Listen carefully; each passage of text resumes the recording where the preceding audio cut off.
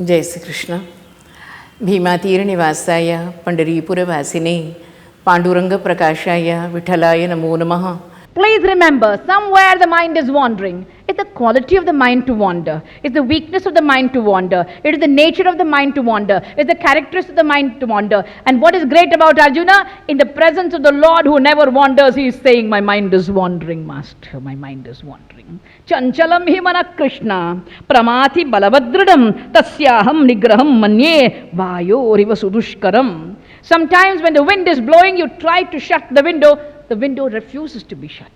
You are being blown off. You want to do something against nature, and nature is more powerful than you are. Vayoriva sudushkaram. Impossible to control the mind. The doctors here, with hands folded, I tell you, sir, you can't give us an MRI report about where the mind is. You call the mind a very important factor. You can't find out where it is, and yet it is our best friend and our worst enemy. Every morning, I don't bow down to Krishna. I bow down to my mind, because it's the cause for my coming back into the world again and again and again. I ask my mind, Uddharet Atmana Atmanam. Why don't you help me, O mind? Why don't you help me to come on the right path? Why do you want to dissipate my energy? Small little thing that you are, all over my body, causing confusion, causing more problems for me. Chanchalam hi mana Krishna. Krishna is being told by Arjuna, and the Lord says, Asamshayam Mahabahu. With 2 hands you can fight your enemies.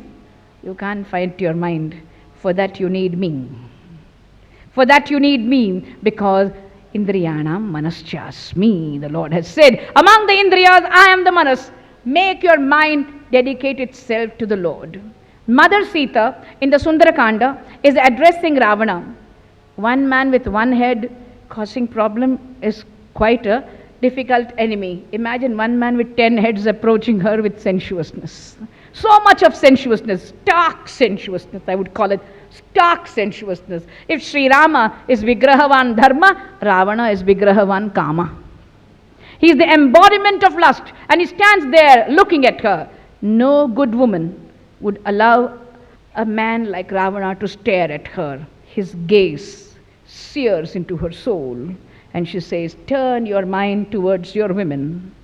Turn your mind towards your women. Beautiful women are there. Your harem is full of lovely princesses. The best among the women in the world have been brought as his wife.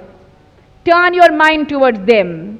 Turn your mind, she says, ma, na.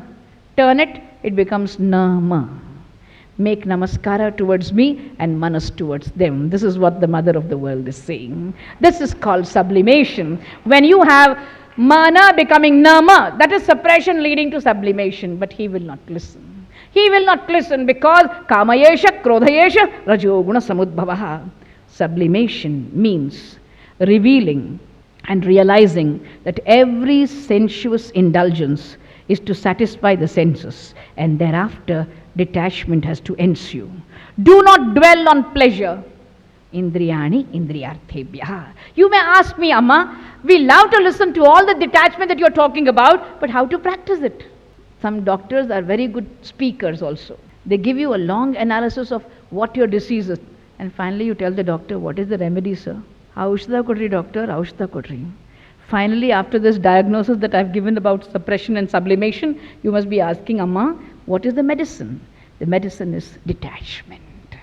Asanga shastrena dridena chitva. Have a detachment, a sword called detachment, and cut attachment then and there. How can you do it? By not dwelling on the pleasure.